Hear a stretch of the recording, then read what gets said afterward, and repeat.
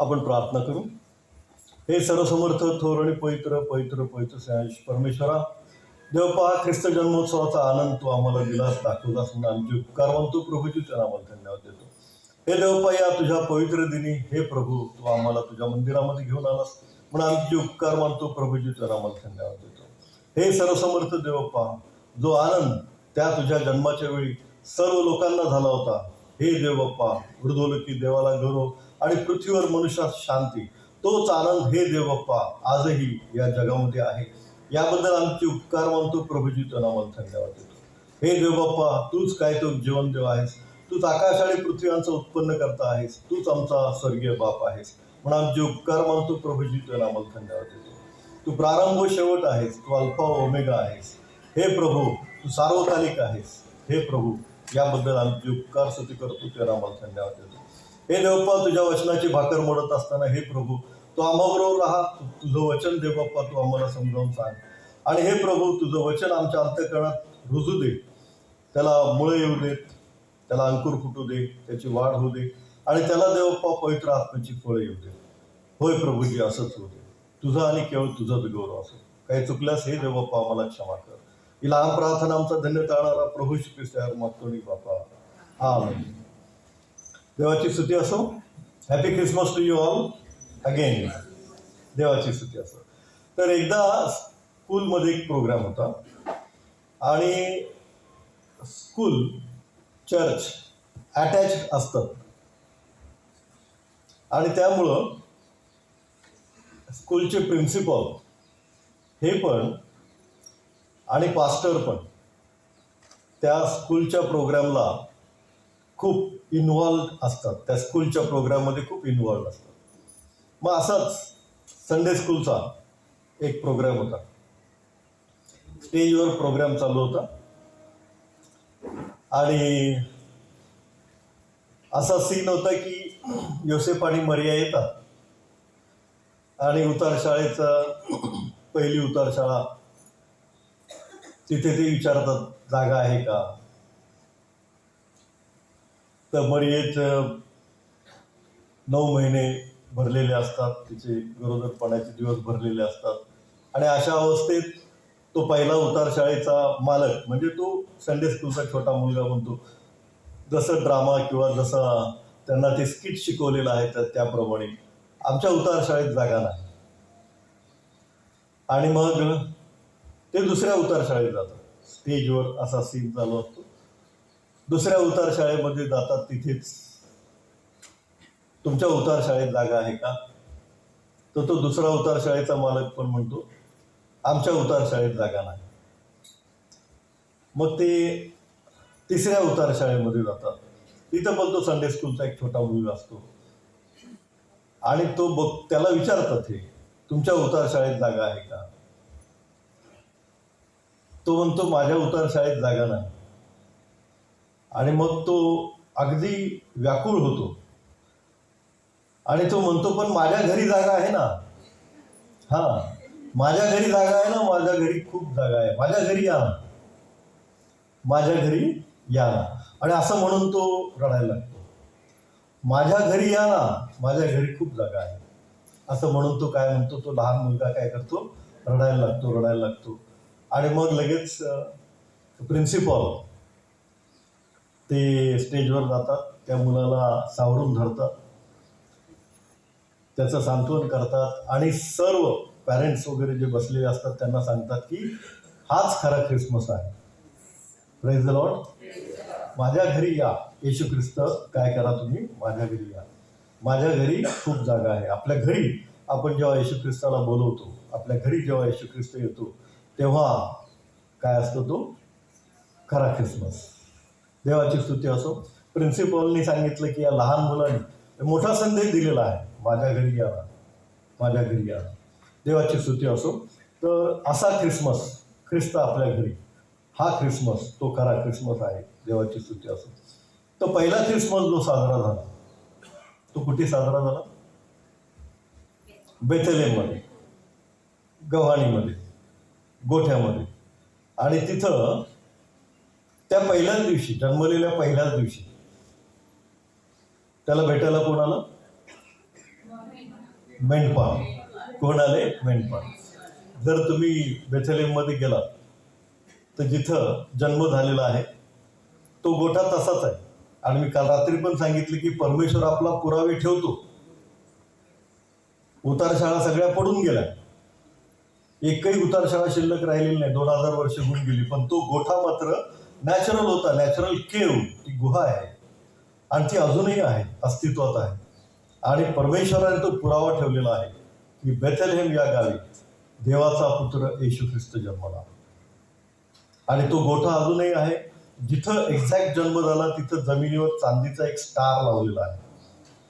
आणि मी काल रात्री पण सांगितलं की रोमन सम्राटाला एका क्रॉसचं दर्शन झालं आणि वाणी ऐकली की मी येशू आहे आणि ते क्रॉसचं चिन्ह तू घे म्हणजे तू युद्ध जिंकशील.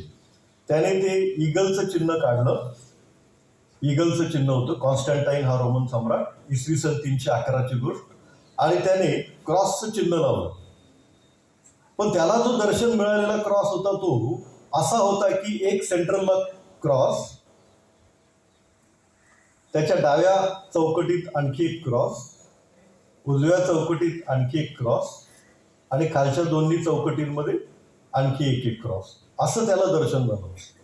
म्हणजे एक मुख्य क्रॉस आणि 4 छोटे क्रॉस, म्हणजे एकूण किती क्रॉस? 5 क्रॉस. किती? 5 क्रॉस. असं त्याला दर्शन झालं होतं. मग त्याने तेच चिन्ह घेतलं आणि तो युद्धावर गेला आणि तो काय झाला? युद्ध जिंकला. युद्ध जिंकल्यानंतर तो रोमन सम्राट झाला, कॉन्स्टंटाईन. आणि मग त्याने तो शोध घेतला की येशूचा जन्म कुठे झाला, तर त्या बेथलेहममध्ये. कुठे झाला? तर त्या गोठ्यामध्ये. मग त्याने काय केलं? तो गोठा तसाच ठेवला आणि त्याच्या अवतीभोवती एक भव्य मंदिर बांधलेलं आहे. त्याला होली चर्च ऑफ नेटिव्हिटी असं म्हणतात. तिथं आपल्यासारख्या अशा 10 भक्ती ॲट अ टाइम चालतात. जगभरातून लोक तिथे येतात, जगभरातून. आणि त्या कॉन्स्टंटाईनने जेव्हा बांधलं तेव्हा त्या मंदिराचा दरवाजा मात्र, इतकं मोठं भव्य मंदिर आहे, दरवाजा मात्र 4 फूट आहे फक्त. म्हणजे येशू ख्रिस्त जो अतिशय लीन आणि नम्र झाला, स्वर्ग सोडून पृथ्वीवर मनुष्य बनून जन्मला, तेच त्याची नम्रता किती मोठी आहे. मनुष्य बनून पण तो नम्र झाला, त्याने शिष्यांचे पाय धुतले. त्या येशू ख्रिस्ताला भेटायचं आहे तर काय करायचं? वाकून यायचं आहे ना. 4 फूट दरवाजा फक्त एवढ्या मोठ्या भव्य मंदिराचा त्याने केलेला आहे. आणि विशेष म्हणजे त्याला दर्शन जो क्रॉस झाला ना, तोच 5 क्रॉसचा तो क्रॉस होली चर्च ऑफ नेटिव्हिटीमध्ये त्यांनी बनवून लावलेला आहे. ते चर्च अजूनही आहे. देवाची स्तुती असो. आणि तो जो गोठा आहे त्या गोठ्याच्या जवळच थोडंसं टेकडीच्या खालची साईड असते तशी साईड, तिथे शेफर्ड्स फील्ड आहे. शेफर्ड्स फील्ड म्हणजे मेंढपाळांचं शेत, की जिथं मेंढपाळ मेंढर राखत होते. आणि त्याच रात्री त्यांना देवदूतांचं दर्शन झालं. मी काल पण सांगितलं की यहुदी लोकांमध्ये जर मुलगा जन्मला तर शेजार पाजारचे लोक येऊन फेर धरून काय करतात? गाणं म्हणतात. आता इथं हे बेथलेहमला गेलेले आहेत, त्यांच्या ओळखीचं कोणच नाही. ओळखीचं जर असतं तर त्यांच्या घरी ते उतरले असते. ओळखीचं कोणच नाही, कोणाला काय माहितीच नाही. फेर कोणी धरलाच नाही, तर फेर धरला कोणी? देवदूतांनी. आणि त्या देवदूतांनी फेर धरला आणि त्यांनी गीत गायलं, ऊर्ध्वलोकी देवाला गौरव आणि पृथ्वीवर मनुष्यात शांती.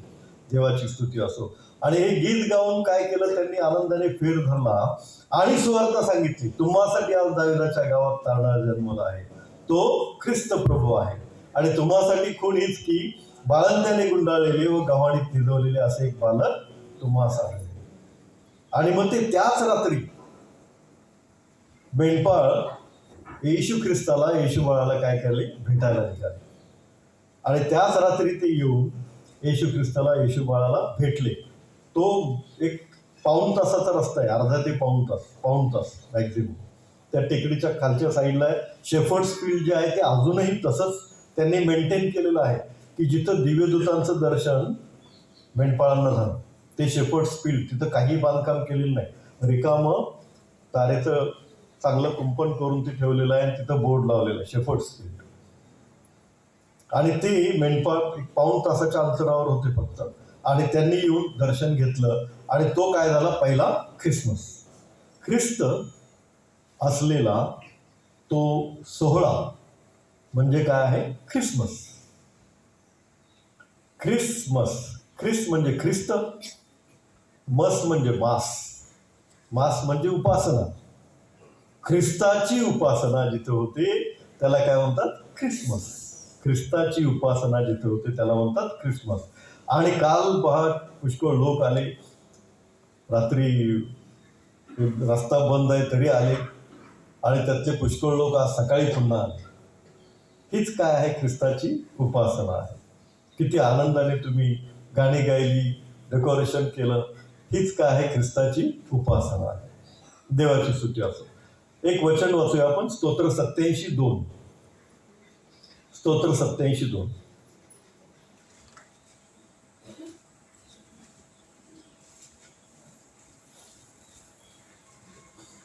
याकोबाच्या सर्व वस्ती स्थानाहून सियोनीची द्वारे त्याला अधिक प्रिय आहे. हा, देवाची स्तुती असो. याकोबाच्या सर्व वस्तीस्थानाहून सियोनाची द्वारे त्याला म्हणजे परमेश्वराला अधिक प्रिय आहे.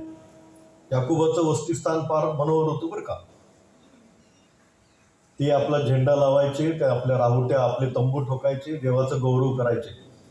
पण इथं असं म्हटलेलं आहे की याकोबाच्या सर्व वस्तीस्थानावर, म्हणजे ते मनोहर होतं तरीही त्याच्यापेक्षा अधिक प्रिय देवाला काय आहे सियोनाचं द्वार. सियोनाचं द्वार कुठं आहे सियोन पर्वतावर. तिथं काय केलं होतं दाविदानी, एक छोटं मंदिर बांधलं होतं.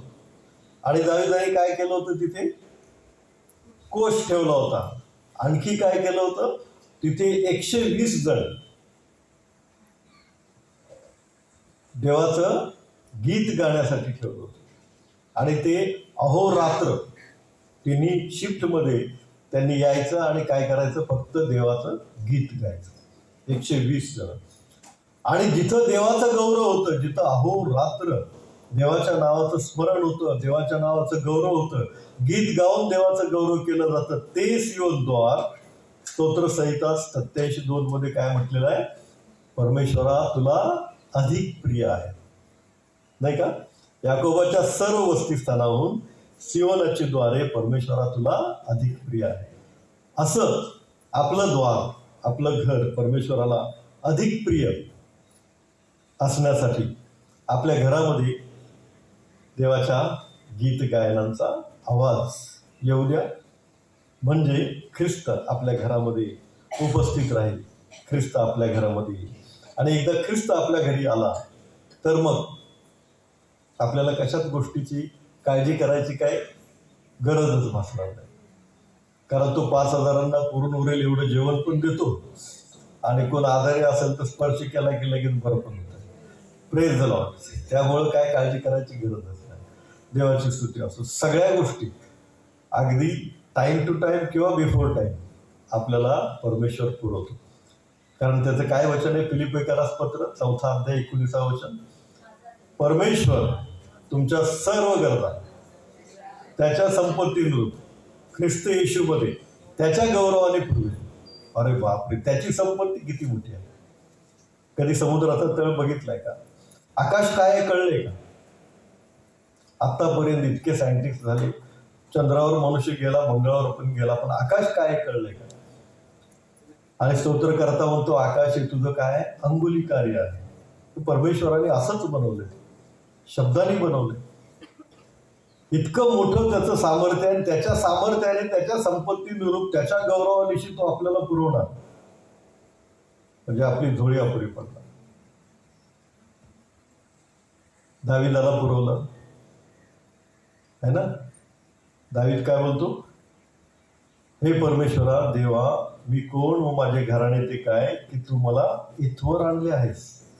पहिले इतिहास 17 अध्याय 16 वचन. तो स्वतःला किती नम्र करतो बघा. तो इतका मोठा राजा झाला, इतका श्रीमंत राजा झाला की त्याचा पुत्र शलोमोन याच्या काळात असं म्हटलेलं आहे की सोनं चांदी दगडधोंड्याप्रमाणे होतं. आणि नुसतं एक त्या सलमानाने बांधलेल्या मंदिराचा जे गेट आहे, गेट, ते गोल्डन गेट आहे. आणि ते गोल्डन गेट 8 मजली उंच आहे. 8 मजली मोठंच्या मोठं गेट आहे. ते बंद आहे आणि ते सोन्याचं आहे. आणि तिथे राहणारे लोक ते सोनं चोरत नाहीत. का तर तिथे राहणारे जे लोक आहेत ते सर्व प्रभू श्री ख्रिस्ताला मानतात. ख्रिस्ती लोक पण मानतात आणि बलिष्ठी लोक पण मानतात, मुस्लिम लोक पण मानतात. कारण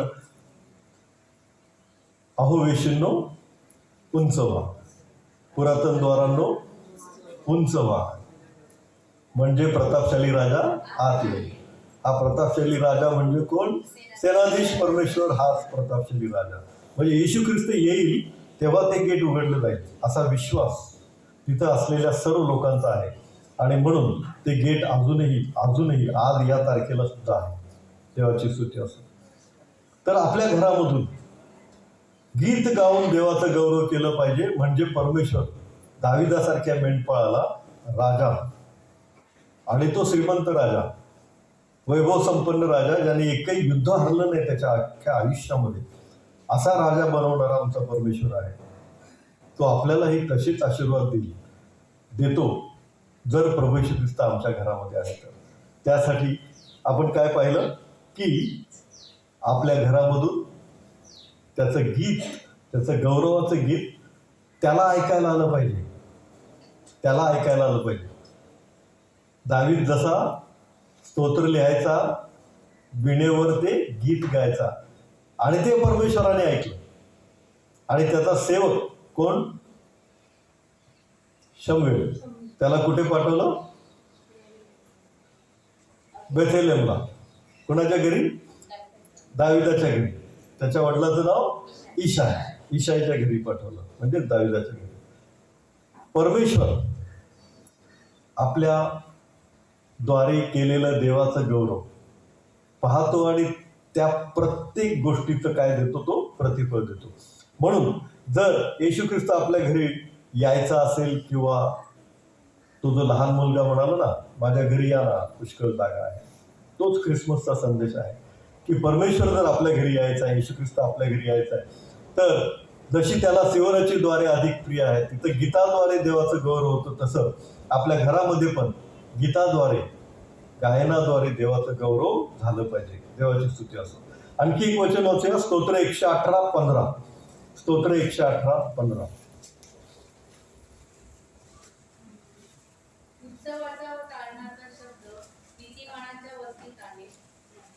उत्सवाचा व तारणाचा शब्द नीतिमानाच्या वस्तीत आहे. हा तारणाचा शब्द जो आहे, उत्सवाचा शब्द आहे म्हणजे देवाच्या गौरवाचा शब्द, आणि तारणाचा शब्द आपल्या घरामध्ये ऐकू येऊ दे. मग देवाचं वचन वाचूया घरामध्ये, मोठ्याने वाचूया, फॅमिली प्रेयरमध्ये बसून वाचूया, त्याच्यावर चिंतन आणि मनन करूया. ते देवाला प्रिय आहे. आणि जर देव प्रभू येशू ख्रिस्त या आपल्या घरी आला तर आपल्या घरी आणखी कुठल्या गोष्टी पाहायला मिळतात तेही वचन एक वाचूया. यहुदाचं पत्र 1 अध्याय 2 वचन. यहुदाचं पत्र 1 अध्याय 2 वचन.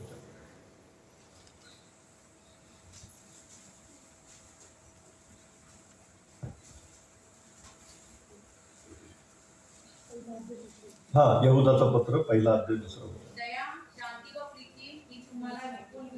आमेन. दया, शांती आणि प्रीती. ज्या घरामध्ये येशू ख्रिस्त आहे, ख्रिसमस, त्या घरामध्ये काय आहे? दया आहे, शांती आहे आणि प्रीती आहे.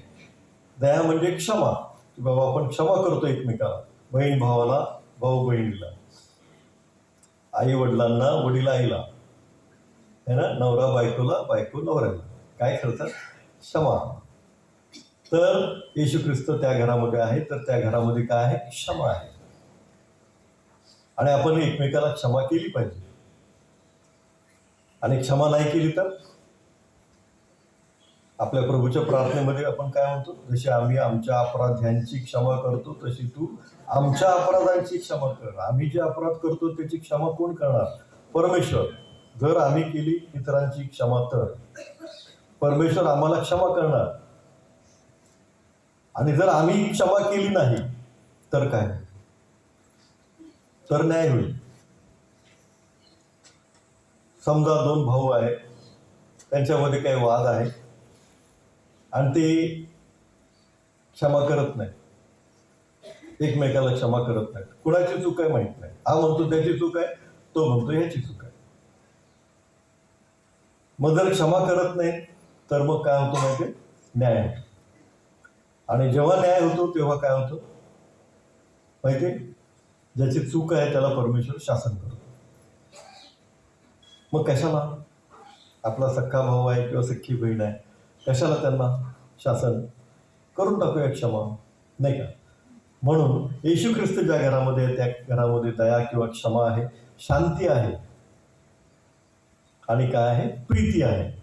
आपल्याला माहिती आहे पवित्र आत्म्याचं फळ आहे प्रीती, बरोबर आहे. गलतीकारास पत्र 5 अध्याय 22-23 वचनामध्ये किती पवित्र आत्म्याची फळं सांगितलेली आहेत, 9 फळं सांगितलेली आहेत. प्रीती, आनंद, शांती, सहनशीलता, ममता, सौम्यता, चांगुलपणा, विश्वास, इंद्रियदमन, अशी 9 फळं परमेश्वराने आपल्याला गलती 5:22-23 मध्ये सांगितली आहेत. पण पहिलं फळ आहे प्रीती. आणि बायबल आपल्याला असं सांगतं पेत्राच्या पत्रामध्ये की जो प्रीती करतो तो संपूर्ण नियमशास्त्र पाळतो. मग बघा किती सोपं आहे प्रीती करायची. आणखी बायबल आपल्याला सांगते की जो प्रीती करतो त्याच्या पापांची राख झाकली जाते. किती चांगला आहे, किती चांगलं अभिवचन आहे देवाचं. म्हणजे आपण प्रीती करायला पाहिजे. म्हणजे राग नाही पाहिजे, द्वेष नाही पाहिजे, नम्रता पाहिजे, मत्सर नाही पाहिजे, कपट नाही पाहिजे, हेवा नाही पाहिजे. जर प्रीती असेल, येशू ख्रिस्त आपल्या घरामध्ये असेल तर आपल्यामध्ये काय असते, प्रीती असेल. आणि आज शुभवर्तमान आपण वाचलं, देवदूत काय सांगतो, त्याचं नाव तू येशू ठेव, म्हणजे तो आपल्या लोकांस, मत्ती 1:21, आपल्या पापांपासून तारील. त्याचं नाव तू येशू ठेव म्हणजे तो आपल्या लोकांस त्यांच्या पापांपासून तारील. येशू या नावाचा अर्थ इथं दिलेला आहे, काय, तारणारा. मत्ती 1:21 मध्ये स्पष्ट दिलेला आहे. येशू या नावाचा अर्थ काय, तारणारा. आणि इब्री भाषेमध्ये जर बघितलं तर येशूला म्हणतात यशुआ. काय बोलतात, यशुआ. तुम्ही पॅशन ऑफ ख्राइस्ट हा जर पिक्चर बघितला असेल तर त्याच्यामध्ये मरिया येशूला यशुआ अशी हाक मारते, यशुआ. तो इब्री शब्द आहे. यशुआ म्हणजे काय, य म्हणजे यहोवा, य म्हणजे काय, यहोवा. शुआ म्हणजे तारणारा. इब्रीमध्ये शुआ म्हणजे काय, तारणारा. यहोवा तारणारा. जो परमेश्वर यहोवा देव आहे, जो अगम्य प्रकाशात राहतो, ज्याला कोणी कधी पाहिलं नाही, जो फिरण्याने छायेत येत नाही, ज्याने केवळ फुंकर मारली आणि तांबडा समुद्र दुभागला, ज्याने केवळ आज्ञा केली आणि सूर्य तिथे गिदोनावर काय झाला, स्थिर राहिला, ज्याने आज्ञा केली आणि यार्देन नदी दुभागली, ज्याने आज्ञा केली आणि यरीहोचे तट कोसळले, ज्याच्या पुढं कसली कुठली अशुद्ध शक्ती टिकूच शकत नाही, तो परमेश्वर यहोवा देव ख्रिस्त अभिषिक्त मनुष्य बनून येशू बनून आला. यशुआ, यहोवा, शुआ म्हणजे तारणारा. यहोवा स्वतः तारणारा बनून आला आणि स्वर्गात तो तेव्हा होता, तेव्हाच तो पृथ्वीवर मनुष्य म्हणून येशू म्हणून वावरत होता. आणि म्हणून येशू ख्रिस्ताला काय म्हटलेलं आहे, देवाचा पुत्र असं म्हटलेलं आहे. आणि मग या मत्ती 1 पहिल्या अध्यायामध्ये आपण असं पाहिलं की यशया संदेष्टाने सांगितलेलं भविष्य पूर्ण झालं. ते काय भविष्य होतं, प्रभू तुम्हाला एक चिन्ह देत आहे, पहा कुमारी गर्भवती होईल, ती पुत्र प्रसवेल, त्याला इम्मानुएल म्हणतील. इम्मानुएल म्हणजे काय, आम्हा बरोबर देव. देवाची स्तुती असते. इम्मानुएल म्हणजे आम्हा बरोबर देव. तो देव येशू ख्रिस्त आम्हा बरोबर आहे. इम्मानुएल हे त्याचं नाव आहे. हे त्या येशू ख्रिस्ताने सिद्ध करून दाखवलं. पहिली गोष्ट म्हणजे तो मनुष्य म्हणून आमच्या बरोबर राहिला, तो आमच्या बरोबर वावरला, त्याने आम्हाला स्पर्श केला, तो आमच्याशी बोलला, तो त्याच्या शिष्यांशी बोलला आणि आम्हा बरोबर देव. त्याने मृत लोकांना जिवंत केलं आणि त्याने मनुष्य असताना दैवत्व सिद्ध केलं. तो मनुष्य असताना देव आहे हे त्याने सिद्ध करून दाखवलं. कसं? तो मनुष्य असताना पण देव आहे. हा, मनुष्य असून पण तो देव आहे हे त्याने सिद्ध करून दाखवलं. तो काय बोलला? तुझ्या पापांची क्षमा झाली आहे, है ना? पक्षघाती माणसाला जेव्हा बाजीवरून सोडलं तेव्हा काय म्हणला? तुझ्या पापांची क्षमा झाली आहे. म्हणजे पापांची क्षमा कोण करू शकतो? फक्त देव, फक्त देव, फक्त परमेश्वर. म्हणजे तो मनुष्य असताना तो परमेश्वर आहे हे त्यांनी सिद्ध करून दाखवलं. आणि दुसरी गोष्ट म्हणजे रूपांतराच्या पर्वतावर मोशे आणि एलिया जेव्हा आले तेव्हा येशू ख्रिस्तामधून परमेश्वर प्रकाशले. त्याचा चेहरा सूर्यासारखा झाला आणि हे यहोवा देवाचा प्रकाश त्या शिष्यांनी पाहिला तेव्हा ते मूर्छित होऊन पडल्यासारखे पडले. आणि मोशे आणि एलिया हे प्रभू येशू ख्रिस्ताशी बोलले, संभाषण केलं. काल परवाच्या संदेशामध्ये मी एक प्रश्न विचारला होता. आपल्या प्रार्थना देव ऐकतो आणि त्याची उत्तरं देवबाप देतो. फक्त एकच प्रार्थना अशी आहे की जिचं उत्तर परमेश्वराने दिलं नाही. तुम्ही त्याचं उत्तर बरोबर दिलं होतं की प्रभू येशू ख्रिस्ताची प्रार्थना हा प्याला मजपासून टळून जाऊ. याचं उत्तर परमेश्वराने दिलं नाही. याचं कारण काय? की दुसरा मार्गच नव्हता. एकच मार्ग, एकच सत्य आणि एकच जीवन आहे आणि त्याच्याद्वारे तारण आहे. आकाशाखाली पृथ्वीवर दुसरं नाव तारणासाठी दिलेलं नाही. प्रेषित 4:12 मध्ये लिहिलेलं आहे. आणि ही एकच प्रार्थना प्रभू येशू ख्रिस्ताची काय झालेली आहे? परमेश्वराने मान्य केलेली नाही. आपल्या सर्व प्रार्थना परमेश्वर मान्य करतो. आता मी म्हटलं की इथं मोशे आणि एलिया आलेले आहे. मोशेने पण एक प्रार्थना केली होती. काय?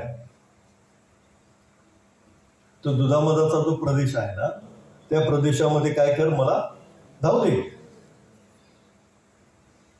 है ना? केली ना प्रार्थना त्याने. तर परमेश्वर म्हणला नाही, तू तिकडे जाणार नाही. या नभो पर्वतावर चढ आणि तो प्रदेश बघ. मग तो नभो पर्वतावर चढला, नभो शिखरावर, आणि त्याने तो प्रदेश पाहिला आणि तिथं पुन्हा विनंती केली, हे परमेश्वरा, आणखी एकदा विनंती करतो, मला जाऊ दे त्या दिवशी. परमेश्वर काय बोलला? बोललास तेवढे पुरे, पुन्हा बोलायचं नाही, पुन्हा ही प्रार्थना करायची नाही. पण ही पण प्रार्थना तिची परमेश्वराने मान्य केली. तो मेल्यानंतर या रूपांतराच्या पर्वतावर त्याला आणलंच परमेश्वराने, बरोबर ना? रूपांतराच्या पर्वतावर मोशे आणि एलिया आले. म्हणजे मोशेची जी इच्छा होती की तो दुधामधाचा प्रदेश, तो कनान प्रदेश बघायचा आहे, आणि तो रूपांतराचा पर्वत कनान प्रदेशामध्ये, इस्रायलमध्येच आहे. मग तिथं त्याला परमेश्वराने VIP कॉन्फरन्ससाठी पाठवलं.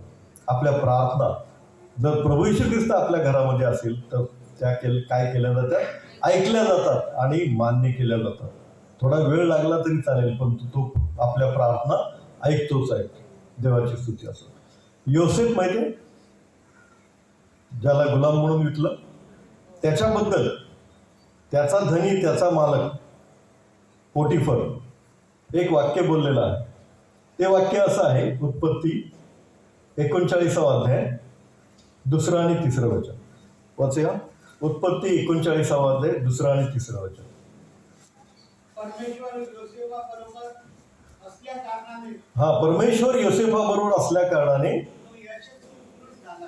हा, तो आपल्या मिस्र धन्याच्या घरी असेल. परमेश्वर त्याचबरोबर असल्या कारणाने जे काही तो हाती घेतो त्यास परमेश्वर यश देतो. आमेन. असे त्याला दिसून आले. धन्याला म्हणजे पोटिफरला. पोटिफरला काय दिसून आले? परमेश्वर योसेफाबरोबर असल्यामुळं तो जे काही काम हातात घेतो त्यात परमेश्वर त्याला यश देतो.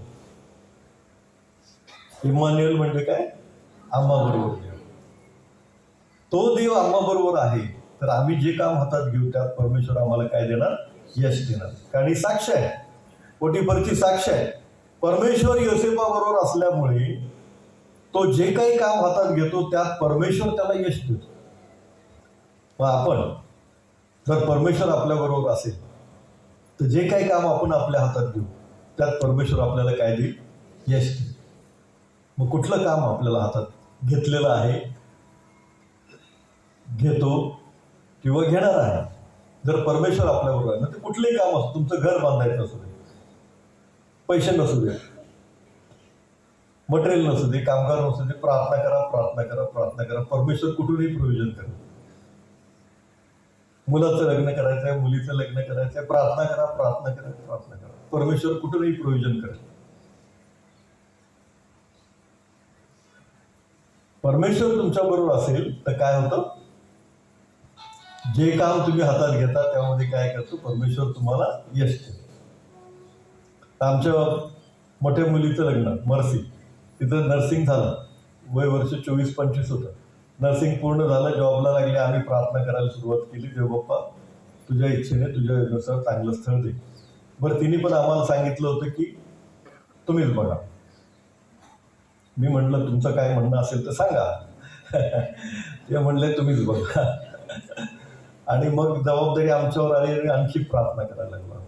आणि मग अचानक अशी काही योजना झाली की आमची बहिणीची मुलगी ऑस्ट्रेलियात आहे, तिथं काम करणारा एक मुलगा इंडियात येणार होता. तो आहे साऊथ इंडियन.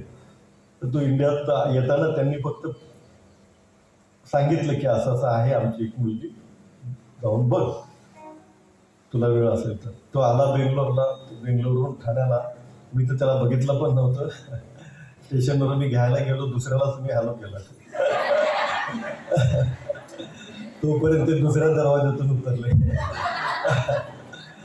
आणि मग त्यांना घरी घेऊन आलो. आणि मग देवाची दया, त्यांना पसंत पडली आणि लग्न पण झालं. आणि इतक्या फास्ट झालं की त्यांच्या सुट्टीमध्ये ती ऑस्ट्रेलियाला गेली सुद्धा, देवाची सुट्टी असतो. तर ह्या देवाच्या योजना असतात.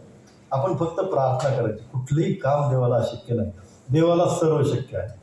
घर बांधायचं, नोकरीसाठी, बिझनेससाठी, मुलाचं लग्न, मुलीचं लग्न, सर्व कामं परमेश्वर काय करतो? त्याच्या खांद्यावर घेऊन सिद्धीच नेतो. तो काय म्हणतो? मत्ते 11:28, अहो कष्टी व भाराक्रांत जनो, तुम्ही सर्व माझकडे या, म्हणजे मी तुम्हास विसावतो. आपण त्याला आपल्या घरी, आमच्या घरी या ना, तो जो छोटा मुलगा म्हटला ना, तोच ख्रिसमसचा संदेश आहे. आमच्या घरी परमेश्वर येण्यासाठी आमच्या घरी देवाचं गीत गायन झालं पाहिजे, देवाचा तारणाचा शब्द ऐकू आला पाहिजे. आमच्या घरी तो जर आहे तर सर्व गोष्टी पुरून उरेल इतक्या परमेश्वर देणार. तुमच्या घरी येणारा जाणारा कधीही चहा पाणी जेवण खाणं केल्याशिवाय जाणारच नाही. मग इतकं तुमच्याकडे भरपूर असेल. एलियाने आशीर्वाद दिला होता ना